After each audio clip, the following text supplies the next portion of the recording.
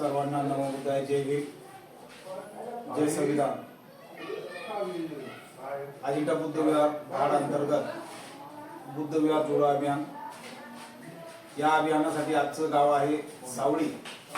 तसेच आज धम्मदिवस आणि रविवार या निमित्त पण सुद्धा सावळी या गावाला निवडलेलं आहे। तर इथून धाडवरून 3 किलोमीटर असलेलं या गावी जाऊया आणि नमोबुद्धाय, जय भीम, जय संविधान।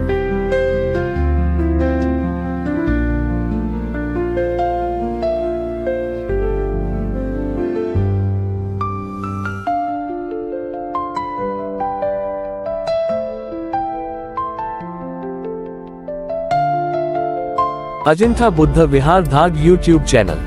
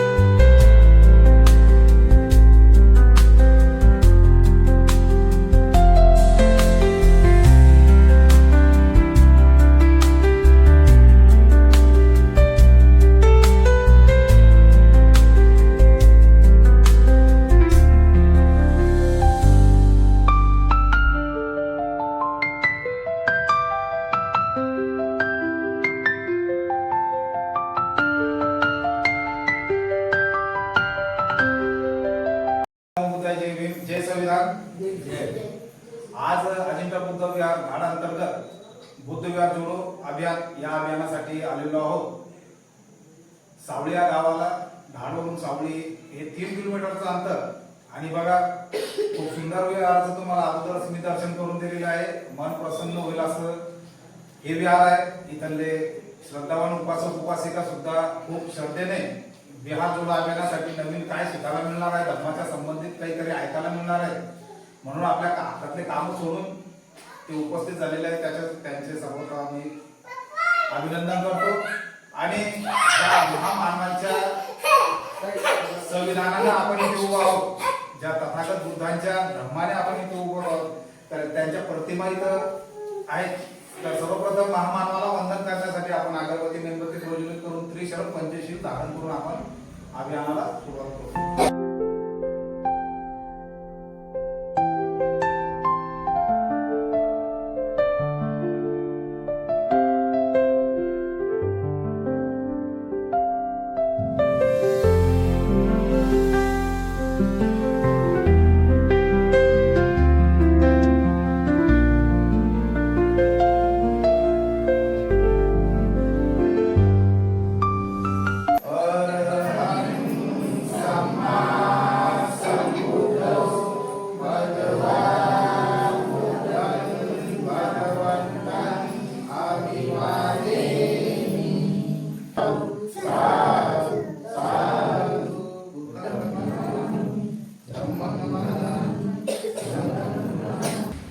अखिल विश्वाला शांतीचा महान संदेश देणारा महाकारुणिक करणारा भगवान गौतम बुद्ध, विश्वरत्न परमपूज्य बोधिसत्व, भारतीय घटनेचे शिल्पकार डॉक्टर बाबासाहेब आंबेडकर, 18 पगड जाती आणि 12 वर्गदार सोबत घेऊन स्वराज्य निर्माण करणारे श्री श्री श्री छत्रपती शिवाजी महाराज, आरक्षणाचे जनक छत्रपती शाहू महाराज, ज्या जाती वर्ण व्यवस्थेत शिक्षणाला आणि महिलांना घराच्या बाहेर निघू देत नव्हते, अशांवर मात करून महिलांसाठी शिक्षणाचे दारे खुले करणारे महात्मा ज्योतिबा फुले आणि माता सावित्रीबाई फुले, तसेच माता रमाई, माता भीमाई यांना व यांच्या विचारांना सर्वप्रथम त्रिवार वंदन. या पंचशिला विहारामध्ये सर्व उपस्थित सर्व बौद्ध उपासक उपासिका यांना क्रांतिकारी जय भीम. मी डॉक्टर प्रवीण शंकरपूर, धर्मसेवक तथा प्रसारक, अजिंठा बुद्ध विहार घाट व्यवस्थापक तसेच प्रसारक बुद्ध विहार जोडो अभियान. तर सर्वप्रथम आपल्या सर्वांच्या मनात आलेला प्रश्न की बा ह्यो बाबा धाडून आला आणि काय घेणार, बरोबर, आमचा वेळ वाया जाईल. ठीक आहे, असे अनेकसे प्रश्न तुम्हाला उद्भवले, तर त्याचं एक निरांतर एवढं सांगतो की आपल्याला फक्त धम्म सांगायचा आहे, धम्म जागृत करायचा आहे. बाबासाहेबांचे विचार तुम्हाला माहिती आहे, परंतु तुम्ही अंगीकारत का नाही? बाबासाहेबांनी एवढं मोठं संविधान दिलेलं आहे, त्या संविधान रूपी स्वातंत्र्य दिलेलं आहे, त्या स्वातंत्र्याचा आपण उपभोग घेतो, पण बाबासाहेबांचे विचार आम्हाला पटत का नाही? बुद्धांचे तत्व आम्हाला पटत का नाही? कारण आपल्या चित्तात भरलेले विचार, गर्व, अहंकार हा जो भाग जोडलेला आहे आणि मोठमोठे विहारे बांधून पडलेले, धूळ खात पडलेले, बऱ्याचशा ठिकाणी गेलेलो, तर असंख्य असे सर्व सुविधायुक्त अशी विहार आहेत. त्या विहारामध्ये ते सर्व मूर्त्या धूळ खात बसलेल्या आहेत, सर्व विचार धूळ खात बसलेले. म्हणून आपण बुद्ध विहार जोडो आहे अभियान चालू केलेलं आहे की त्या विहाराचं तुमच्याबद्दल असलेली आस्था काय हे जाणून घेण्यासाठी, तुमच्या गावामध्ये होणारे कार्य काय, धम्माचे कार्य होणारे कोणकोणचे आहे, तुम्ही त्या प्रसंगी काय आयोजित करता, बरोबर आहे, कोणत्या माध्यमातून धम्माचा प्रचार प्रसार करतात, आचार विचार करतात. आज धम्म दिवस, महामानव डॉक्टर बाबासाहेब आंबेडकरांनी आजचा दिवस रविवार माहिती आहे काय म्हणून धम्म दिवस बाबासाहेबांनी घोषित केलेला होता, कोणी सांगू शकतात? आजचा दिवस धम्म दिवस म्हणून का पाळलो आपण? कारण बोलणंच आहे तुम्हाला नंतर. त्यावेळेस 14 ऑक्टोबर 1956 ला बाबासाहेबांनी धम्मदीक्षा घेतली आणि सर्वांना धम्मदीक्षा देऊन बौद्ध केली, बरोबर. पण आपण 56 ते 2026 हा जो 70 वर्षाचा काळ गेला, याच्यात खरंच आपण बुद्ध अनुयायी झालो का? आपण बुद्धांचे विचार घेतले का? बुद्ध इतका शास्त्रशुद्ध पद्धतीनं निवडलेला धम्म बाबासाहेबांनी आहे, ज्या बाबासाहेबांना 25 वर्ष अभ्यासाला लागले सर्व जाती धर्माचा, आणि मग बुद्ध धम्मच का निवडला? कारण तो शास्त्रोक्त पद्धतीने आहे, त्याच्यात अंधश्रद्धाने विज्ञानवादी धम्म आहे, म्हणून तो आपल्याला तो धम्म दिला. मग त्याचं खरोखर आपण पालन करतो का? ठीक आहे, आपल्या 2-3 पिढ्या अगोदरच्या ज्या गेलेल्या 30-35 वर्ष अगोदरच्या या मानवाला बसलेले आणि काबड कष्ट केले, शिक्षण असून सुद्धा त्यांना शिक्षण घेतलं गेलं नाही. परंतु आताच्या काळात शिक्षण सर्वांसाठी मुबलक झालेलं आहे. भारतीय संविधानाचे तुम्हाला सरकारी शाळात न जाता तुम्ही प्रायव्हेट शाळात करून तुमची मुलं शिकू शकता, बरोबर आहे. हे कोणाच्या भरोशावर? भारतीय संविधानाच्या भरोशावर. परंतु आपल्या मुलांना तसा धर्म शिकवतो का आपण? बाबासाहेबांचे विचार सांगतो का? शाळेतून आला तर फेकून देतच आहे बाबा, कुठे खेळत आहे, बरोबर आहे. माझ्या मुलाच्या वरूनच मी सांगतो की आमचे रगडे दादा असो किंवा मग हे पोपट दादा असो, रगडे, यांना सगळं माहिती आमचा इतिहास की जसं आम्ही पहिले कसं होतो, काय होतो, कसं घडलो, बरोबर. तर आमच्या मुलांवर आम्ही संस्कार टाकले. माझी श्रामणेर भरून आणले त्यांना, त्यांच्या अंगावर आम्ही चिवर टाकले 10 दिवसाचे, आणि माझी पत्नी आणि मी 200 भिक्खू जे लहान लहान हे असे, त्या भिक्खूला सेवा द्यासाठी कुठं होतो? बुद्ध लेणीला. मग त्याचा प्रभाव आमच्यावर पडला, आमच्या मुलांवर पडला, आमच्या मुलाला पाहून आणखी मुलं घडली. आज आडमध्ये उपास तर सर्वांना त्रिशरपंची शिकायचे, बुद्ध पूजा, भीमस्तुती, ते सर्व कार्यक्रम विधी महिला लावतात आमच्या. कधी जर मी उपस्थित नसतो तर आमच्या महिला त्या विधी करतात. एवढे आम्ही 3 वर्षात पारंगत झालेलो. काहून? धम्माच्या आचरणामुळे. बुद्ध आणि धम्म 8 वर्ष वाचला गेला. तुमच्याकडे किती वर्ष वाचला गेला मला माहिती, कोण सांगू शकत? बुद्ध आणि धम्मग्रंथ वर्षवास मध्ये पाठन करतात. वर्षवास काय माहितीये? भगवान गौतम बुद्धांनी ज्यावेळेस धम्माचा प्रचार प्रसार करण्यासाठी भिक्खू संघाला सांगितलं, चरद भिक्खूचे आरेधन धम्म, आदि कल्याण, मध्य कल्याण आणि शेवटी कल्याण, यासाठी तुम्ही चारिका करा, धम्म प्रचार प्रसार करा. परंतु विषय असा झाला, त्यावेळेस आपण आषाढ पौर्णिमा राहतो, त्यावेळेस शेतीचे पीक उगून वरती येतात, बरोबर. मग त्या पिकासोबत जीव जंतू पण उगम पावतात. म्हणून ज्यावेळेस भिक्खू संघ चारिका करत जात होते, त्या चारिका करताना काय व्हायचं, शेतकऱ्यांच्या पिकाची नासाडी तर व्हायची, परंतु सोबत जे भगवंताने सांगितलेलं आहे जीव हंसा पहिले पानादी पाता वेळ म्हणे शिक्का पदम समाधी आला, बरोबर आहे की मी प्राणी जीव हिंसा करणार नाही. मग ही हिंसा टाळण्यासाठी भगवंतांनी ज्यावेळेस आपल्या जीवदृष्टीने आपल्या अंतर्मनाला बघितलं आणि लोकांनी येऊन भगवंता पुढे सांगितलं की भगवंत तुमच्या भिक्खू संघामुळे आमच्या शेतीचं तर नुकसान होऊन राहिलं, परंतु त्या शेतीच्या पिकामध्ये वावरणारे जीवजंतू हे काय होऊन राहिले, मरून राहिले. मग ही शील तुम्ही कसं सांगता म्हणून भिक्खू संघाना? म्हणून भिक्खू संघाला आदेश करून भगवंता वास करण्यास सांगितला आणि ज्याही नगरीत गेले, ज्याही विहारात गेले तिथे वास्तव्य करा आणि सर्वप्रथम स्वतः धम्माचरण करा, धम्माचा अभ्यास करा. कोणाला सांगितलं? भिक्खूंना. आणि मग ज्यावेळेस तुम्हाला कोणी उपासक उपासिका तिथे धम्म श्रवण करायसाठी येतील त्यावेळेस त्यांना धम्म समजून सांगा. असं किती महिने? 3 महिने. आता भिक्खू संघ तुमच्याकडे मोठं विहार आहे, एखादा भिक्खू जर तुम्ही इथे 3 महिन्याच्या वर्षासाठी जर ठेवला तर खूप परिवर्तन होईल, पण ते तुमची इच्छा, बरोबर. आमच्याकडे विहार असतात आम्ही विचारतो. राहिला विषय भिक्खू संघाचा जो विषय आहे, बरोबर, आचरण करण्याचा, तो करतो का आपण? नाही. मग आपण भिक्खू संघाला तर नाही बोलू शकत, भिक्षूला नाही बोलू शकत. मग आपल्यात परिवर्तन करण्यासाठी, आपल्या मुलांवर संस्कार करण्यासाठी आपण काय करू शकतो? महामानव बाबासाहेबांनी लिहिलेला मोठा सर्वात जगातला भारी ग्रंथ कोणता आहे? बुद्ध आणि धम्म. बुद्ध आणि त्यांचा धम्म. मग हा आपण का पठण करत नाही? आपल्या बौद्धिक विचाराला आणखी उच्च प्रगती काऊन नाही करत आपण? 3 महिन्याचा वर्षवास जर तुम्ही केला, पौर्णिमा तर पकडता तुम्ही, पकडता का? किती जण पकडता आजी? नाही पकडतात तुम्ही. मग पौर्णिमा जसं पकडता तुम्ही, आज आर्य उपोषक पण आहे, अमावस्या आर्य उपोषक म्हणतात त्याला. बुद्धांच्या काळामध्ये आर्य उपोषक म्हणतात. ज्या आर्य उपोषकाचं जर आपण अष्टशिलाचं पालन केलं, पंचशील 5, पौर्णिमा पकडी 5 शिलाचं, पौर्णिमा पकडी म्हणजे उपास पकडणं होतं का? पौर्णिमा पकडलं म्हणजे मी 5 शिलाचं पालन करत त्या दिवशी. आज जर पौर्णिमा असती ह्या वेळेस कॅलेंडर 2 वाजता चालू झाली, मग ह्या 2 वाजेपासून तर पुढच्या 24 तासापर्यंत मी शिलाचं पालन करीन. मग कोणत्या शिलाचं पालन करीन? बुद्धाने दिलेल्या 5 शिलाचं पालन करीन. 5 शिलाचं करतो आपण पालन? नाही. मग अष्टशील पालन करायचं म्हटल्यानंतर किती आवड होईल, म्हणून आपल्याला सुरुवात करणे पंचशिलावर. मग पंचशिला करताना आपण काय करायचंय? घरी न घेता येते, याच्यावर मोठी आले 2 मिनिटं आले, 2 लेकर गुन्हा चालत उभईस सलमान तरी शरण माझ्या देखत मी म्हणतो, तू बी म्हण. आता संसार कोणावर घडते? याच्यावर थोडी घडवणे, माझ्यावर थोडी घडवणे, तुमच्यावर नाही घडवणं. हे जे आपले आता सध्या लहान लेकरांवर आपल्याला केंद्रबिंदू करायचं आहे. यांना जर तरी शरण पंचशील, अष्टशील किंवा बुद्ध पूजा, भीमस्तुती, भीमस्मरण जर आतापासून त्यांच्या स्मरणात ठेवलं, त्यांना विचार दिला बाबासाहेबांचे, तर हे पुढे चालून वटवृक्ष होतील. यांच्यापैकी एखादं 2 जर अधिकारी बनलं, आपल्या या याच्यातून समाजातून जर एखादा अधिकारी बनला क्लास 1 क्लास 2 चा, तर कोणाला अभिमान म्हणतो? तुमच्या गावाला अभिमान म्हणून. आमच्या सारख्यांना बोललो चला सावळी म्हणून. आता काल तुम्ही बळचा सुरळकर यांचा मुलगा नेव्ही मध्ये लागला, किती हसून झाला त्या गावाला. पूर्ण फेसबुक, व्हॉट्सअप, इंस्टाग्राम फुल चालू आहे. पण तसं आपल्या मुलांना काय घडून आपण? मग आज आमचा धम्मदिवस आहे. आज बघा आम्ही आमच्या बालांच्या वतीने सर्व धम्मदिवसाच्या बद्दल सर्व काही सांगू.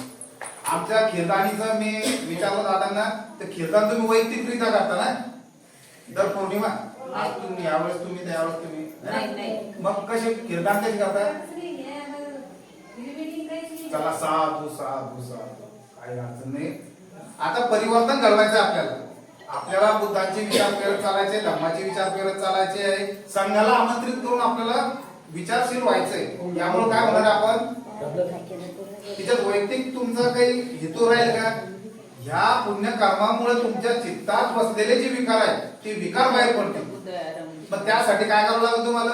विपश्यना करावं लागेल. विपश्यनेचं नाव ऐकलं का तुम्ही? विपश्यनेचं नाव ऐकलं का? विपश्यना करून आलो आम्ही, असं ऐकलं कुठं? विपश्यना, इगतपुरी, पांढरी असे नाव ऐकले का?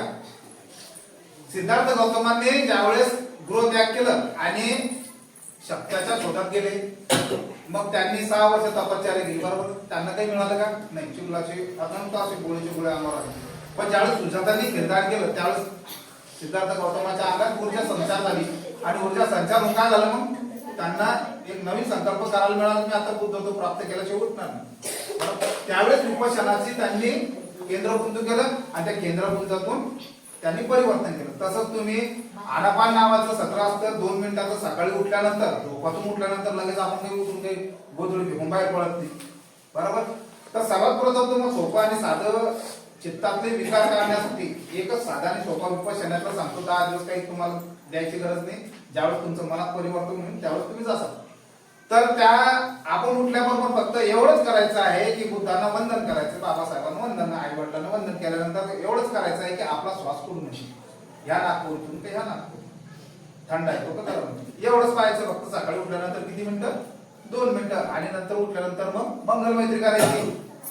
तुमच्यासह माझं सुख सांगलं नाही बस एवढं. जर 2-4 तुम्ही पठण केलं 2-3 वेळेस तुमचा दिवस बघा याला व्याज मंत्र लागते. हे सर्व बुद्धांचं सांगणे आहे.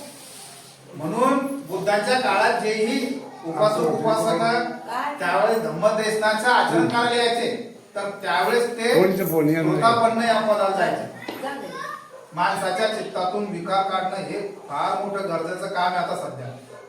चित्तातून विकार काढणं महत्वाचं आहे. ज्यामध्ये गर्व, अहंकार, द्वेष भावना हे धम्म आचरण करण्याचं मूळच होईल. बाकी तुम्ही कितीही संपत्ती कमवली, कितीही तुम्ही राजावाजा केला तर तुमचं काय होईल माहितीये का? आपल्या मनात जर वाईट कर्म असेल, कृत्य असेल तर धम्म आणि निसर्ग तुम्हाला कुठलंच ठेवणार. पण तुम्ही तेच कार्य जर पैसा आपला असो नसो आणि चांगल्या सद्भावनेनं जर काम केलं तर तुम्हाला धम्म आणि निसर्ग त्याच्यात माझा वैयक्तिक घेतोय का? मला काही इलेक्शनला उभं राहिलं नाही का? मला गावागावातले काही प्रतिनिधी करून तुम्हाला काही बाळासाहेब आंबेडकरला कोणाला भेटायला नाही का?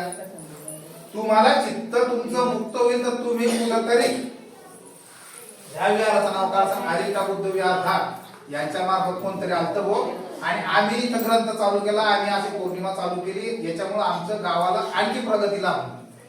आम्ही भंतीजींचं पाचारण केलं. भंतीजींच्या सेवेत आम्ही आमचं गाव आहे आणि चांगल्या पद्धतीने आम्ही आचरण करतो. तेव्हा चांगल्या पद्धतीने आचरण केलं ना तर तुमच्या गावाची सुख समृद्धी ज्याला म्हणतात ते कुठंच लोक पावणार नाही. उलट तुम्हाला तथागत बुद्ध आणि धम्म भर भरून तुमच्या गावाला यश देईल.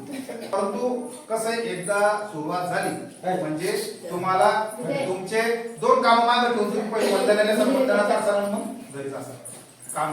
एवढी बुद्धांच्यावर श्रद्धा ठेवा. आता आम्हाला तुम्ही खूप ऐकून घेतलं त्याबद्दल तुमचे धन्यवाद देतो, अभिनंदन करतो. सावळीतील पंचशील बुद्धविहारामध्ये या अगोदर सुद्धा आम्ही भंतीजी यांना निमंत्रित केलं होतं.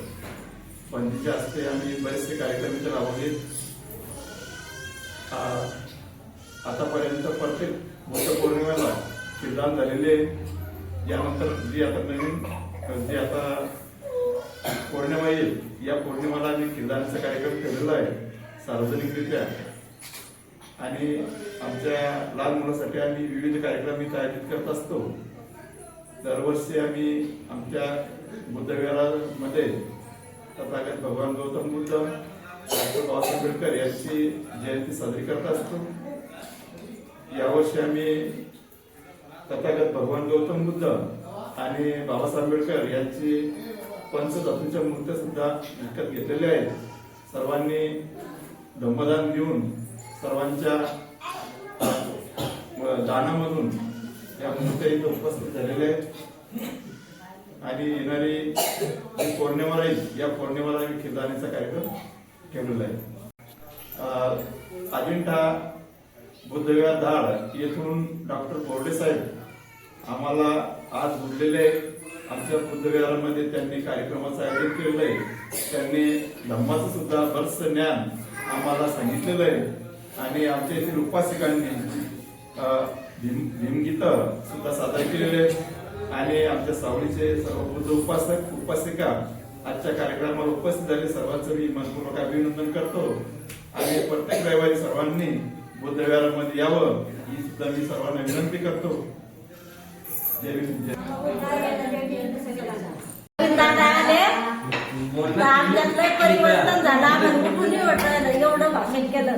अभिमाने घडविलं या भारताला माझ्या अभिमाने घडविलं. जे गावे गळ ठोक अभिमाने घडविलं. अरे जे गावे गळ ठोक अभिमाने घडविलं. या भारताला माझ्या अभिमाने घडविलं. या भारताला माझ्या अभिमाने घडविलं. न्याय क्षमता स्वातंत्र्याचे